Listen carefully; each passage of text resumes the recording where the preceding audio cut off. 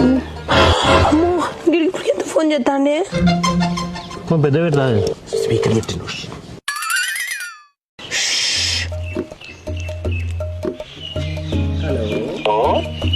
Hello baby. ఎక్కడున్నావురా? నేనా నీ గుండెల్లో. ఏమిటండి మీరు మాట్లాడేది? నాకు ఉండే గుడిలో ఎప్పుడు నువ్వే ఉంటావు కానీ ఇప్పుడు నా బుజ్జితల్లి ఏం చేస్తుంది? ఇప్పుడే అన్నం తిందామా వద్దా అని నిన్ను అడుగుదామని ఫోన్ చేద్దాం అనుకున్నా.